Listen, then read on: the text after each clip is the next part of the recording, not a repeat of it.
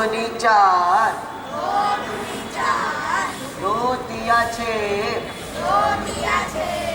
दो चौके आठ, दो पंजे 10। गुरुजी, मैंने साफ सफाई कर दी है, क्या मैं कक्षा के अंदर बैठ सकता हूँ? गुरुजी, ये नीचे जाति का लड़का है, ये कक्षा में आया तो नहीं पढ़ेंगे। नहीं पढ़ेंगे। हाँ हाँ ठीक है। सुनो, पढ़ाई लिखाई करना तुम्हारा काम नहीं है, यह काम सिर्फ ऊंची जाति के लोगों का है। तो जाओ जाकर झाड़ू पोछा करो।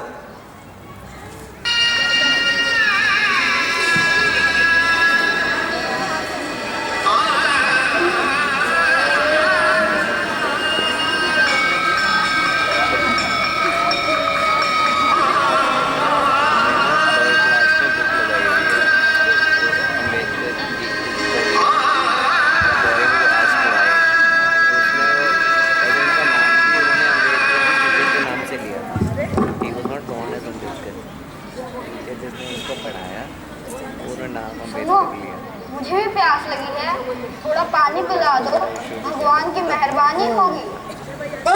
जाति के लड़के, तुम क्या कर रहे हो? ये तुम्हारी जगह नहीं है, निकलो यहाँ से। इनका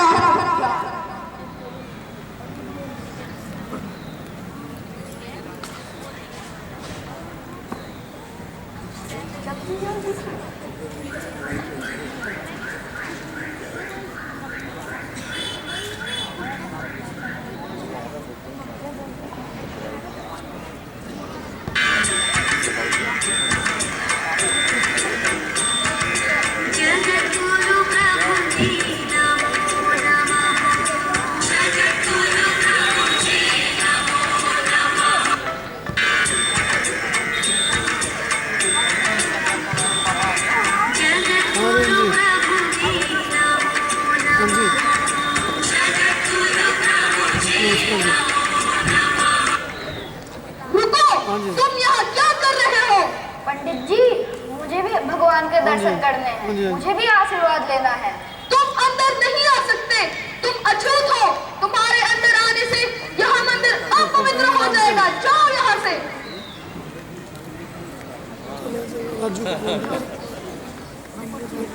डॉक्टर अंबेडकर ने अपने जीवन में ऐसे बहुत से कष्ट सहे, लेकिन इसके बावजूद उन्होंने कभी भी इसका प्रभाव अपनी शिक्षा पर नहीं पड़ने दिया। वह रोजाना 14 से 18 घंटे तक अध्ययन किया करते थे। शिक्षा के प्रति उनकी ऐसी तलब और जी तोड़ मेहनत का ही परिणाम था कि बड़ौदा के शाहू महाराज ने उन्हें उच्च शिक्षा प्राप्त करने के लिए इंग्लैंड भेज दिया था। लंदन प्रवास के दौरान वह रोजाना लाइब्रेरी जाया करते थे और घंटों पढ़ाई किया करते थे।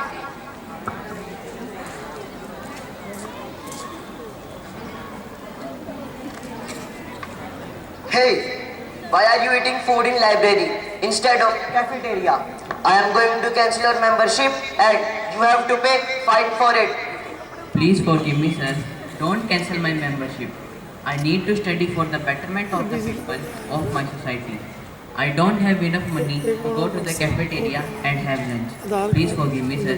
Oh my goodness, you are here for such a great cause. Listen brother, from today onwards, you will not eat in library. Instead, to come in cafeteria. I will share my lunch with you every day. Thank you, sir. Thank you so much. But tell me something, Dad. Why do you always study? Why do you not go to do fun as many do here? Sir, if I will have fun, then whom will take care of my people? इसके बाद बाबा साहेब अम्बेडकर ने Europe के भिन्न भिन्न विश्वविद्यालयों से 4 विषयों में PhD की उपाधि हासिल की। वह भारतीय इतिहास के ऐसे पहले व्यक्ति थे जिन्होंने दलितों, वंचितों और समाज के शोषित वर्गों के लिए अपना पूरा जीवन समर्पित कर दिया था। उन्होंने न केवल शिक्षा के माध्यम से स्वयं को मजबूत किया, बल्कि समाज में समानता और न्याय की स्थापना के लिए हर संभव प्रयास किया।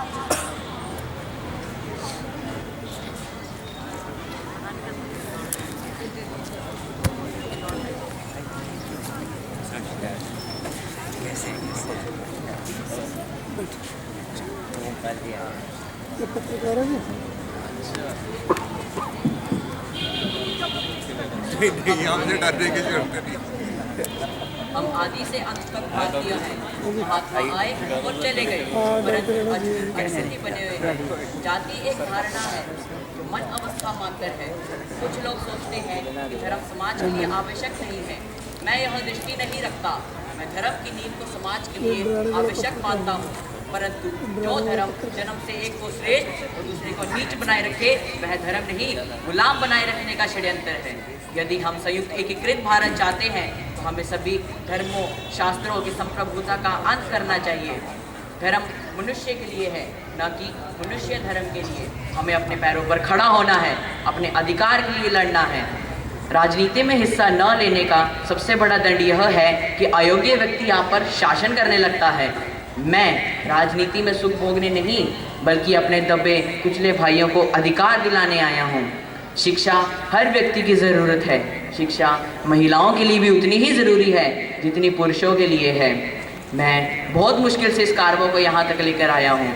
यदि मेरे लोग, मेरे सेनापति इस कार्यों को आगे नहीं ले जा सके तो पीछे भी मत जाने देना।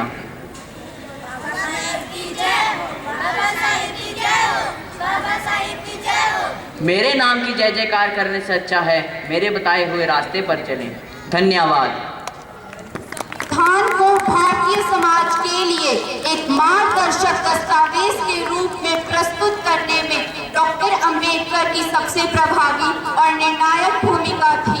डॉक्टर अंबेडकर की अध्यक्षता में जो संविधान तैयार हुआ था, उस संविधान को 26 नवंबर 1949 को संविधान ने उस प्रारूप को स्वीकार किया और वही संविधान 26 जनवरी 1950 को लागू हुआ और भारत एक रिपब्लिक बना। धन्यवाद। इंटरेस्ट ही जाता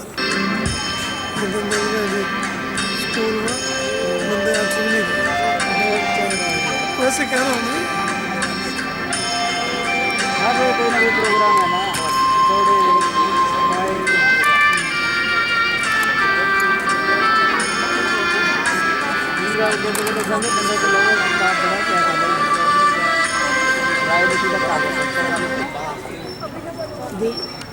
कॉफी कुछ नहीं होगी।